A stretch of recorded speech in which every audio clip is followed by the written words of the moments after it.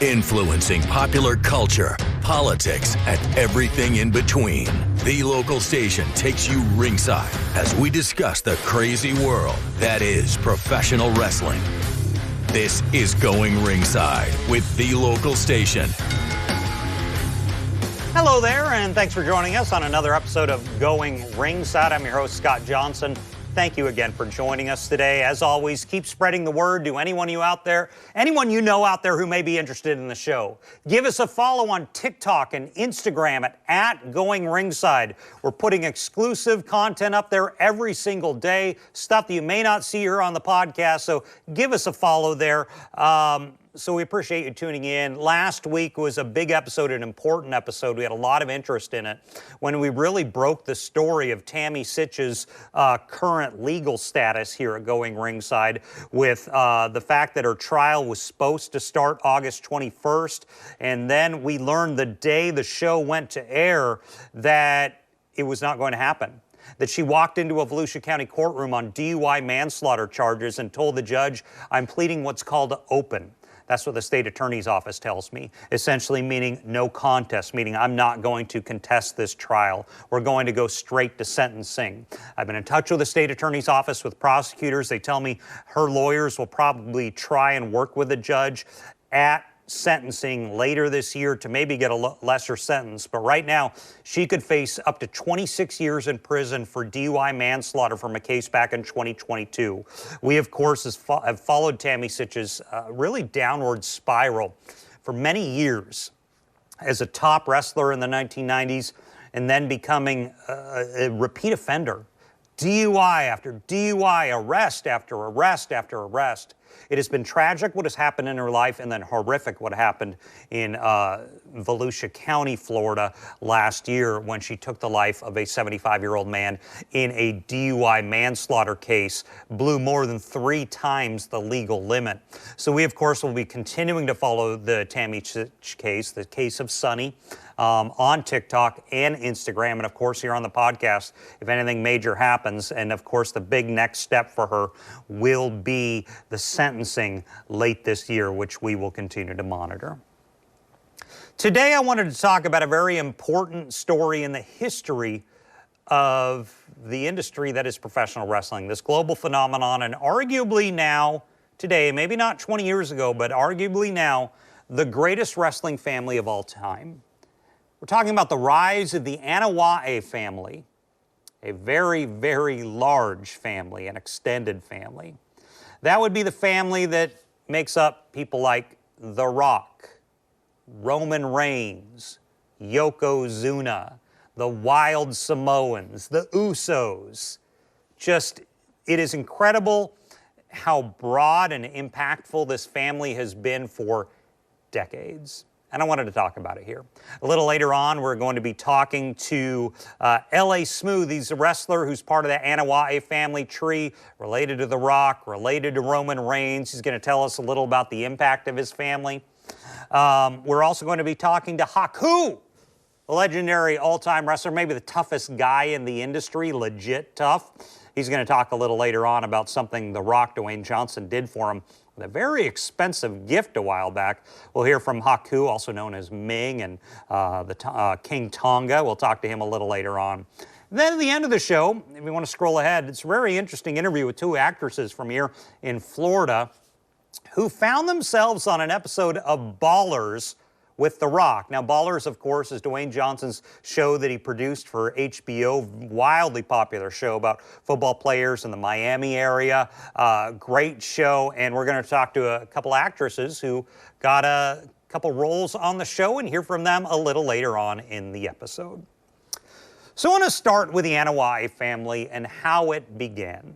It is, let me count, because I'm right now looking at their family tree on Wikipedia. It is a large family tree. I see 4 generations going from the 2 guys who kind of started the tree, and that would be High Chief Peter Maivia, real name Fanine Anderson, and a man who is considered his blood brother, and I may butcher the pronunciation of this name, but Emituane Anoa'i.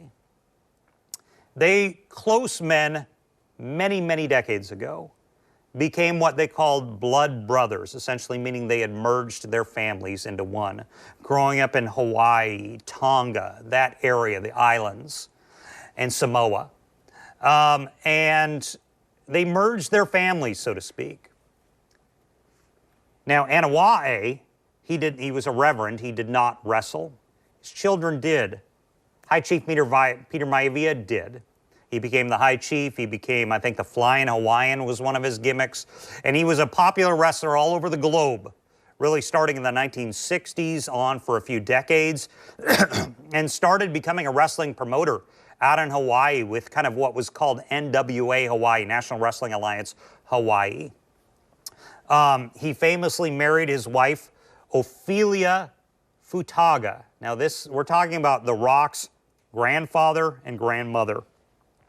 And eventually, High Chief passed away and left the territory to his wife to essentially take over the territory. Leah Maivia is how people knew her better.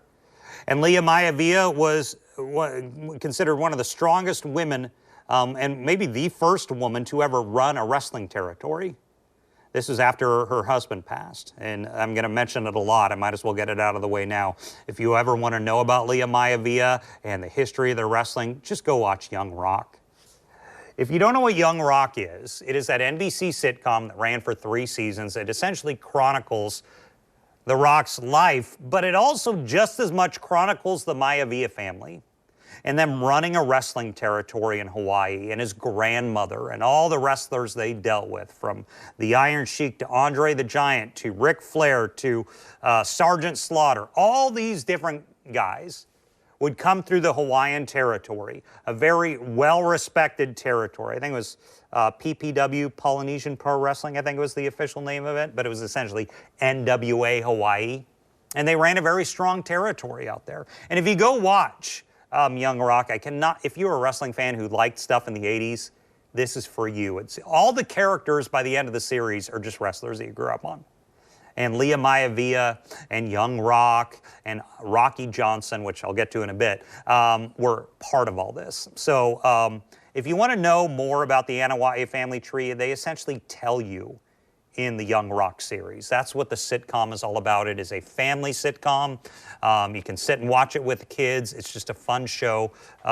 So I cannot recommend it enough. NBC put out 3 seasons of it. Find out, got canceled a few months ago. Find out where it's streaming and you can watch it. But, so the 2 sides of this, Peter Maivia and I'm still trying out the name, Anoa'i, the Reverend, I'll call him, they both have a lineage that goes into wrestling. Obviously, High Chief and his wife, they start the wrestling promotion. They have a daughter, Ata, The Rock's mother.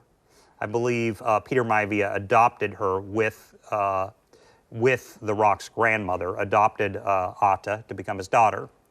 So they have a wrestling lineage already, and then she goes and marries a wrestler. She marries The Rock's dad, Rocky Johnson. So essentially, wrestling is just in this family. On the other side of the family tree, you have the Anoa'i family. They give birth to 2 wrestlers, Afa Anoa'i and Sika Anoa'i.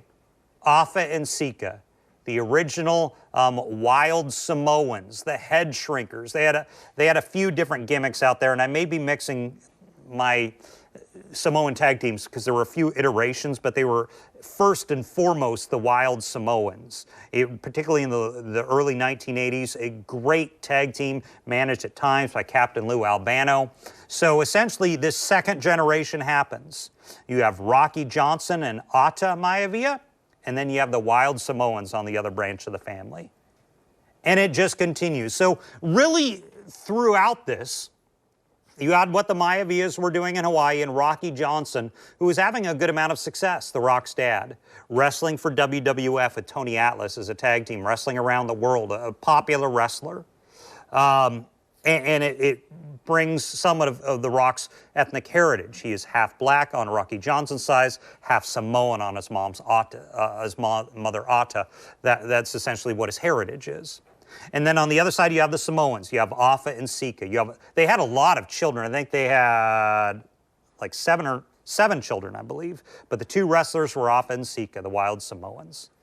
And the Wild Samoans and Rocky Johnson were essentially the three wrestlers throughout the 1980s for this family. And if you watch Young Rock, you can it chronicles Rocky Johnson's career as well. He goes up, and then it kind of wavers years later. But this is what The Rock grew up in.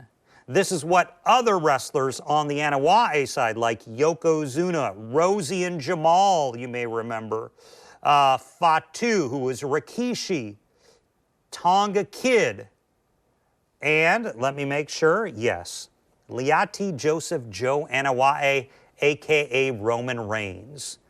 These are the children, the third generation of the Anoa'i clan, which is it just keeps growing. So, first generation, High Chief. Second generation, the Wild Samoans and Rocky Johnson. Third generation, this family tree is growing. You have Yokozuna, Rosie, Roman Reigns, Tonga Kid, who was Tama, Umaga, Rikishi, and The Rock. This is a growing family tree, which is just amazing with the amount of talent there. But really, nothing had really changed for this family until the mid-1990s, because prior to the mid-1990s, the only real role the Anoa'i family had on any sort of massive national or global scale was as this Samoan gimmick. That would be your Wild Samoans. That would be the Tonga Kid, who was Tama. He was part of the Islanders team. And along the way, they kind of married and meshed with two other very well-known island wrestlers. That would be Jimmy Snuka, who's related to this family by marriage, and Haku, who's also known as Ming, and we're going to get to him a little later on. But really, the only gimmicks they had up until the mid-1990s was as that of just island-born wrestlers, be it the Wild Samoans, be it the Islanders, things like that. They pretty much were pigeonholed into one gimmick. In the mid-1990s, that changed on the back of one man.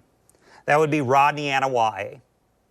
So Rodney Anoa'i was one of the third generation of the Anoa'i family. And he comes in and he is wrestling in different places like Japan and Mexico as a guy named the Great Coquina.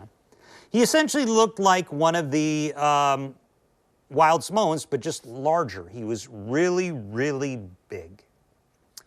And along the way, the Samoan team had kind of changed over the years with the uncles who were off in Sika, and eventually some of the others. Fatu kind of got involved, and I think Rikishi got involved. They had the head shrinkers. They were called the head shrinkers, the Wild Samoans, the Samoan SWAT team, and they would mix and match different members of the family. But when Yokozuna came around, that changed, because he was the first one that was not really considered a Samoan.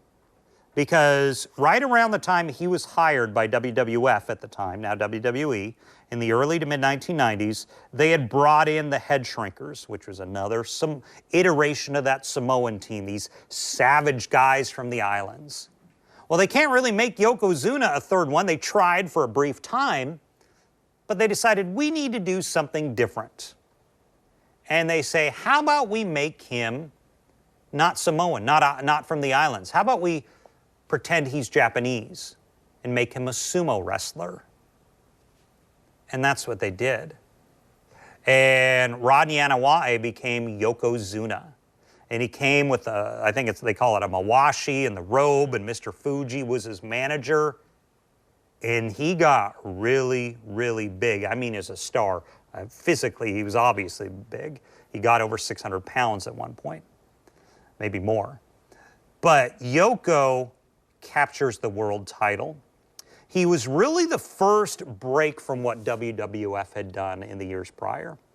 Because you had Hulk Hogan, you had the Ultimate Warrior, you had Bret Hart, you had I don't think Shawn Michaels had won the title yet at that point.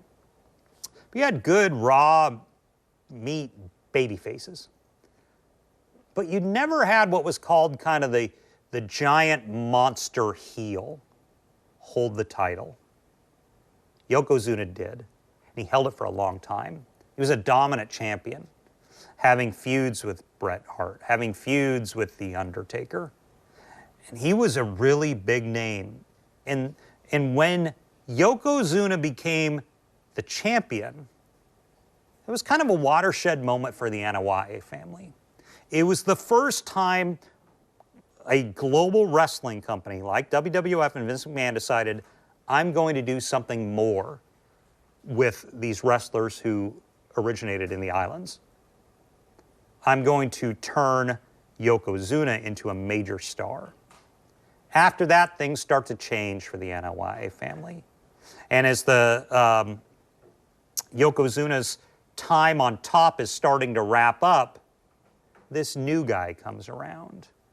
In 1996, a babyface, stealing the first name of his dad, stealing the last name of his grandfather.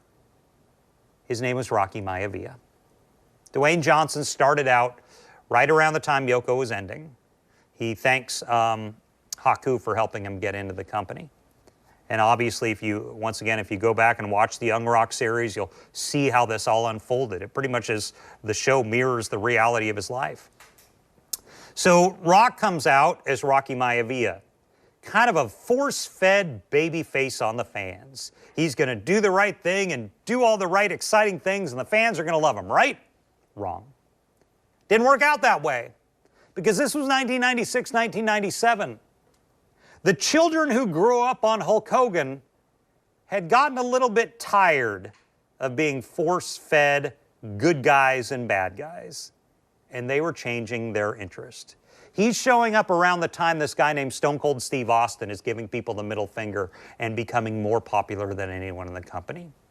He comes in around the time D-Generation X is showing up and giving crotch chops to people. So what to do? Because the fans start booing Rocky Maivia, and they start chanting, Rocky sucks. Die, Rocky, die. How do you handle that? So they turn him bad. They turn him heel. And as the Nation of Domination absorb Dwayne Rocky Maivia Johnson. And he's really comes to the aid of Farouk, who is Ron Simmons. And we talked to Ron Simmons in a previous episode. You can go watch our old live episode where we interview Ron Simmons about bringing The Rock into the Nation of Domination right now. Just look up the old Going Ringside episode. And pretty soon, Rock develops an attitude and is drawing a lot of heat, like a lot of heat from the fans. They are booing him, and he's playing to it. And he grew up in this industry. His dad, his grandfather, his uncles, his cousins. He kind of understood what he needed to do. And before you know it, Dwayne Johnson changes the gimmick. He ditches the Rocky Maivia and he becomes The Rock. And the rest is wrestling and, frankly, mainstream U.S. history. He becomes arguably the greatest wrestler of all time. I mean, you can argue him, Austin, Hogan. I don't think there's a wrong answer. But what Dwayne Johnson did surpassed all of them. He goes on to become the face of the company, him alongside Steve Austin. And it doesn't stop there. His star just does not. It's still going today, 25 years later. It goes to hosting Saturday Night Live, to his first movie, then a second movie, then becoming the biggest actor in Hollywood. So after Rock does well, other members of this family start doing well too. There was one who was kind of a contemporary of The Rock during all this time, but had never had a main gimmick. That would be Rikishi. I think he'd been part of one of the early Samoan iterations. He eventually was Fatu, Do the Right Thing in the mid-1990s. But as The Rock became popular, cousin Rikishi comes in and they bring him in. He kind of looks like a Yokozuna, but he would put his butt cheeks out there so you could look at them, and they were huge, and he'd do the stink face, you know, Rikishi and what he'd do. And he would do the dances with or whatever their name, whatever Brian Christopher and Scotty Too Hotty's name was. And they would dance out there. I think Too Cool was their name. And Rikishi got over. He was one of the main guys of the company. So Rikishi does well. Eventually they bring in Rosie and Jamal, who go on to Rosie was this huge guy, and then Jamal, eventually Edward Fatu eventually becomes Umaga later on, and was part of that iconic match involving Donald Trump and Vince McMahon's hair versus hair match. He's right in the middle of that. At the same time, eventually you have this guy named Joe. Tried out football, didn't work out, kind of similar to what Dwayne Johnson did. And in 2012, they bring in Joe, a.k.a. Roman Reigns, as part of the Shield. And you know he's got the pedigree at this point. Once again, with the exception of Umaga, following the advent of Yokozuna, I don't think the wild Samoan gimmick was ever used again. All these wrestlers coming from the islands were not just based on their island background. I mean, it was to a point. I think the Usos kind of were, but they weren't just pigeonholed into that wild Samoan gimmick. They broadened them, and Vince McMahon realized what he could do with his family. So you have Roman Reigns, and Roman Reigns is what he is today. He is the tribal chief, the bloodline. The Usos eventually came in. The Rock's children eventually came in. More Fatus, all these. I mean, there are so many members of the Anoa'i family, from the Maivia side to the Anoa'i side. The Snukas are married into the family. It is just this gigantic family. They kind of really have been the face of wrestling for 25 years.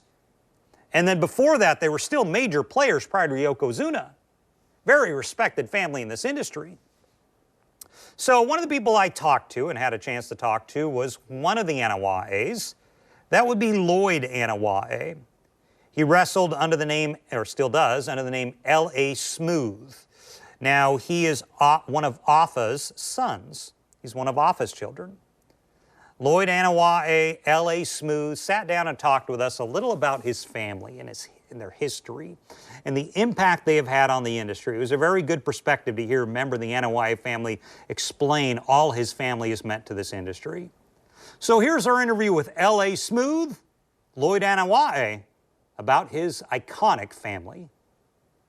Well, we're excited to be joined now by L.A. Smooth, a longtime wrestler, part of the Anoa'i family, part of the Samoan dynasty. Sir. Thank you for joining us today, sir. Hey, thank you for having me. It's a great pleasure to be here, actually, in Jacksonville at the Jacksonville River City Wrestling Con. This is my third year here, and always having a good time. Now, you've been in wrestling a long time, deceptively long. 36 years.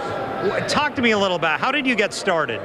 Well, I mean, it was natural. My dad and my uncle, which are the Wild Samoans, and it was kind of easy for us to get in wrestling because it was like just natural for us, So I started at age 15. Really? That young? I started Where at age 15. Were you at? We lived in Connecticut, and then we moved by Stamford, Connecticut. We moved to Allentown, Pennsylvania, where my dad opened up a gym. And then I started helping training my dads. And then at age 15 to 16, I started working for, independent. 17, I was working with WWF. What has it been like to watch what your family has accomplished in this company? I mean, it was High Chief and your uncles, and they did a lot. But in the last 15, 20 years, it has exploded. Well, actually 25 years, it has exploded with what your family has accomplished. We're all blessed, because right now we are actually the biggest wrestling family in the wrestling industry, thanks to my dad and my uncle for starting all of us off, from Rikishi to Yokozuna to my brother Samu, and the list goes on and on. So we're actually on our third generation of wrestlers.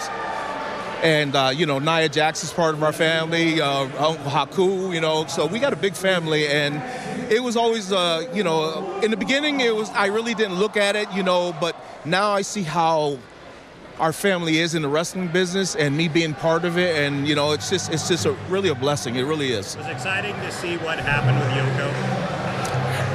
Yes, I was there when he actually started the Yokozuna character. Really? And, yeah. We were all there. That was back in 1993. Was that exciting for him, or was he kind of not sure what to do with that sumo gimmick?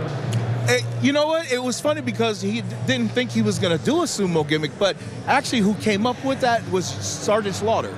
Really? Yes, he came up with that character, you know, because Vince said, I got one of the biggest Samoans here besides the rest of the family. He goes, what am I going to do with him? And then Sarge said, make him a sumo wrestler. And then they said, all right. And then Sarge came up with the name Yokozuna, and it stuck. And that was probably the best thing that ever happened. What's it been like to watch what's happened with both Dwayne and Roman? I think it's great. I'm so happy that, you know, Dwayne, you know, what he accomplished, you know, the biggest movie star right now in the industry, and besides wrestling. And I think Roman will be the next one because he's got that look, and Vince told him from the beginning he was going to make him one of his #1 superstars, and look at him now. He's on top of the world. So, sadly, Young Rock was canceled in like the last 48 hours. We learned. But despite that, it was a great show. What was that like? It was centered literally on your family. Was that a little awkward to have your family be the center of a NBC primetime sitcom? Yes, you know, but I followed it and I watched it, and, you know, everything he did was basically true that happened in his life. That was an accurate portrayal. Yeah, it was actually accurate. You know, majority of it, you know, like with my dad and my uncle and his dad and all the traveling, all that is true. So he was really putting his life out there to let people know how his life was. Was it interesting to watch what happened after Yoko and when Rock starts to become popular? That you have the Harts, the Von Erichs, you have the famous wrestling families, then gradually we're like, wait a minute, that Anoa'i family, they may be the biggest of all time. Yeah, you know, because it actually, back in the 80s, you know, or late 80s and 90s, that's when we all started getting into business. But then after that, all the nephews wanted to start wrestling, and we were training them, and then they were training their kids, and then now there's about 17 of us right now that are wrestling in the wrestling industry. Now, where can people find you? How do they find you? Where will you wrestle? Tell me more.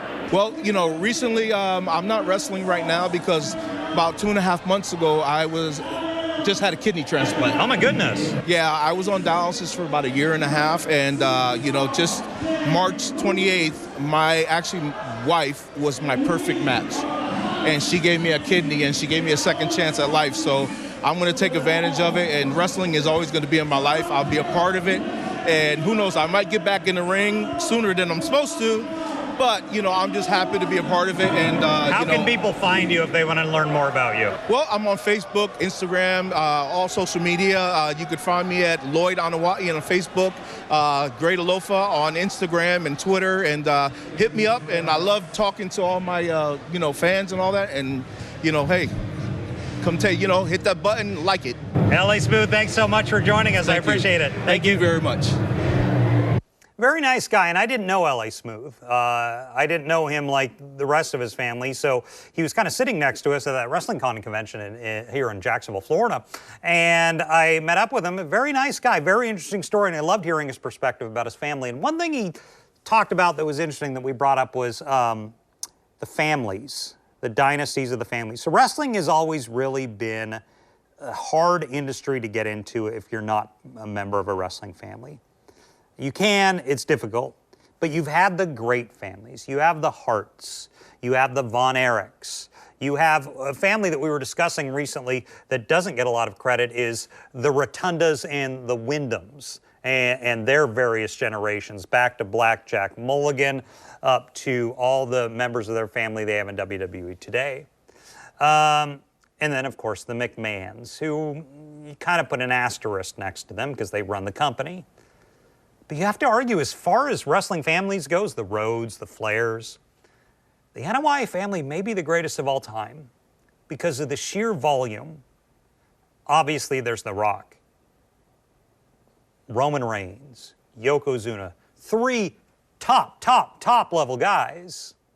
And that does include the Rikishis, the Samoans, the links to the Snukas and the Hakus of the world. Just, there's so much broadness to this family. And by broad, I mean it branched out so far. They accomplished so much. They're really the top family in wrestling today. They were in the top family in wrestling maybe 25 years ago. And they've been in wrestling since the 1960s. Like, it is unfathomable what this family has accomplished in this industry. Global names like Dwayne Johnson and Roman Reigns. One of the things they did that I kind of mentioned was that they did really branch out and kind of merge with other families. They through marriage, they're related to Jimmy Snuka's family. Another member of the family that they consider family, that Rock considers his uncle, is Haku. Formerly King Haku or Ming, you knew. Haku has legendarily been considered the toughest guy in real life who ever laced up a pair of wrestling boots. And he is just a true icon in this industry, wrestled all over the world, wrestled in WWF, WWE, wrestled in WCW, major player for many years. And there was a story, I think it was 8 years ago, where Rock, at the peak of his celebrity, did something nice for who he considered, I think he calls him Uncle Tonga, Haku. Bought him a brand new pickup truck. I bumped into Haku at that event that I was at where we talked to Lloyd and just asked him, we talked to him, we're going to do a full episode on a Haku in coming weeks, and I don't want to give it all away, but I didn't want to bring up this thing about the gift from The Rock, about this pickup truck. Haku is now living down in Kissimmee, Florida, which is kind of a suburb of Orlando, and I asked him about it. I said, what about the truck that The Rock gave you? Here's my quick soundbite with Haku.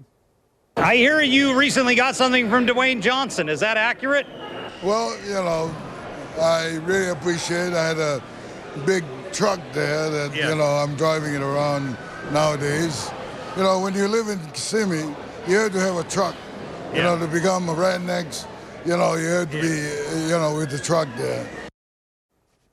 A fun interview with Haku. We're going to talk to him a lot more in an upcoming episode. He is really interesting because he is considered the legit toughest guy in the industry, and some of the bar fight stories about him are freakish, and we're going to share those on an upcoming episode. But one of the reasons why the Anoa'i family, really, I think you have the Harts and the Von Erichs, the Anoa'is are up here is because of The Rock. I mean, he is what he is. He is a global phenomenon. He is a celebrity that we haven't seen. I mean, when you think of him, you think of guys like Schwarzenegger, Sylvester Stallone, and others, you know, top action stars of their day. But Rock has something else that I don't think any of them had. Rock was already a global phenomenon as a wrestler, which a lot of non-wrestling fans don't really appreciate. He just was. And he's the huge movie star. And he's doing the football league. And he's doing everything else. I don't know that I've seen a star like The Rock before. I mean, everyone's pigeonholed. I mean, I guess Schwarzenegger, maybe. He became the governor of California and Mr. Universe. And so maybe Arnold Schwarzenegger is the best comparison. I don't know. There have been very few people in the history of the entertainment industry who have been as big as The Rock, who have been as big as Dwayne Johnson. Which brings me to my other interview that I want to talk about today. And that would be one of Dwayne Johnson's big projects, is the TV show Ballers that he produced for HBO. It's a show about the Miami pro football scene. Great show, people love it. Well, a couple actresses who are here in Florida just happened to end up getting a role on the show for an episode. And we asked them, why don't you come on and tell us a little about that? They had some interesting, funny story about their background with pro wrestling. One of them did, and you'll hear that in this interview. But we asked them to come on and tell us about your experience going on Ballers out of the blue, getting roles on there, working with The Rock. What was that like? What's he like on set? Here's our interview with Kirsten Harwood and Erica Anderson, two actresses in Florida, who got a chance to a few years back, go on Ballers and have a quick roll on there. Here's our interview. Well, we're excited to be joined right now by two actresses and models from Northeast Florida, Kirsten Harwood and Erica Anderson. Thank you, ladies, for joining us today to talk about being on The Rock's show, Ballers, on HBO.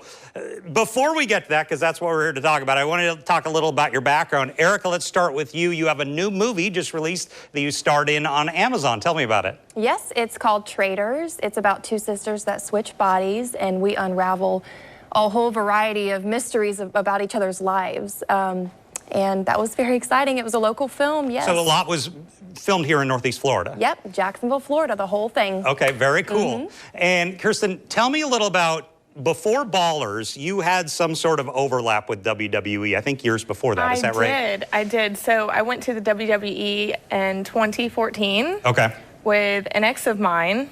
We were together at the time, obviously. Yeah. And he was asked to do the opening song for Randy Orton. He was playing in a band called Rev Theory at the time. Okay. So we did that, and you know, I went in thinking, oh, I'm gonna sit up front and watch this whole thing and what wrestling's all about. It was a little more than that? A lot more. Tell me, what do you mean? A lot more. So we were actually stuck backstage for a good 14 to 15 hours with all of these different wrestlers that obviously I knew nothing about. Sure. I saw a couple pictures. I think I saw you and Mr. T in one picture. And I saw you and Dwayne Johnson in a picture. Yes. So he was there at the time? Yes. So you knew him, I'm assuming. No. You didn't even know him? Really? No. So funny story there. When I actually saw him, one of the most embarrassing moments of my life, I went, why is he here? I've only seen him on movies. Oh, you recognized him from movies, though. Yeah, so I'm asking, like, why is this guy here? Wrestling fans right now watching this are dying, but okay. Like I said, not the most. Why is that movie guy there? Yeah. Yeah. So that was pretty embarrassing after that. I got to know him a little bit more. Great guy. Very, very nice. What was he? So he appears to me every time I see him interact with people, very down to earth, very just easy to talk to. Was he like that? Oh, very much so. Very much so. What was he like? Gosh, just when you're around him, his whole vibe is just, hey, how you doing? What's up? Like fist bump, like what's going on? Exactly the guy you see on TV. Yes, like he's known you your whole life. When did you make the connection? Oh, this guy was actually a wrestler. When my ex flat out told me, he said, "Don't say that out loud again." So. Yes, that makes good. Yeah, you probably don't want to announce that backstage at wrestling. So that was very interesting. Yeah, I'm sure. So tell me, the two of you are discovered by some producers on Ballers at HBO. Mm-hmm. This was about a year and a half later. About a year and a half later. Tell me about that. What was that like? You both want to get into acting or modeling, and this is your world. It's an HBO series. Yes, so we had always done modeling, so this was opening up a whole new door for us to express ourselves in acting. Okay. And it was just the most amazing experience. The Rock was so poised, and you have hundreds of people in this club, and it's like, you know, when the camera's rolling, it's crazy. It's crazy, and when the camera comes off, he's so professional. Like it didn't even happen. He's a really good actress. Actor, yes. I look up to him. Yeah, I got you. But you say you did a good job. So I watched The Rock a lot of his early movies, which had been the early 2000s, and he kind of struggled, and he's gotten a lot better. You watching him, he was really good? Progressed 100%. Very good. Very good. So what was he like with the staff, with the other characters? I mean, this was a huge scene. I'm assuming a lot of people in it. Oh, there were many, many people there between, you know, all the producers, the cast members, and then the talent. It was a very busy day just getting started. I mean, we were there at, what, 5:30, 6 a.m., and it went on 12 until hours. It was long. And half of that, I wouldn't say half, maybe like 4 to 5 hours. So your roles weren't setting up. Your roles weren't long on camera. Oh goodness, no. It was short. It was maybe a 30-second clip, and it was. So my question though is, you still had to be there for the whole several-hour process. Yes, because they are rearranging people constantly in scenes, just like with Erica's movie. We were rearranging different scenes over and over and over again to get that perfect shot. People don't understand. There's so much that goes into setting up a scene and lighting, and then you move one thing and everything changes. Audio, and then your whole script can sometimes change. Oh goodness, They yes. see a look and they say, no, we want you here. They moved us around. 1 minute I was with Terrell Suggs, and then her and I were both with Rob Corddry, and then they moved us by The Rock. And we're like, we have no idea what you're about to see when you see this. Honestly, we have no idea, because we have played 5 parts at this point. When you went back and watched the show later, was it how you remembered it, or did it seem different on TV? It was quick, fast. 30 seconds, you saw us, and we're like, whoa, we put a lot of work in. Good thing they paid us well. Oh, really? It's worth our time, definitely. So how quickly between the producers approaching you and to the day when you're shooting? Was that like quick, or was it? Oh, was it a couple weeks, maybe? It was about a week and a half, 2 weeks. Something So like that. 2 weeks prior to the shooting day, could you have believed you were going to be starring on an HBO series with The Rock? Never. No, Never. we were doing our little small acting, modeling gigs here and there, traveling around for together. fun. Yeah. I had just had a baby. Okay. So it was, remember, she was a couple months old. Yeah. Yeah, and then all of a sudden, boom, Hollywood. Well, where was this, Miami? Miami. Okay, so it was Miami. Well, I'm sorry, let me correct that. So it actually, HBO Ballers, Yeah. it portrays to be in Miami, but the actual shooting location that we were at, it was in West Palm. Yeah. Oh, it was West Palm? Yeah, I mean, they could make it look like Miami with too much trouble. Everything. Exactly. So, did you deal with The Rock much? Did he remember you from Yes. a couple years prior? Oh, he did remember you.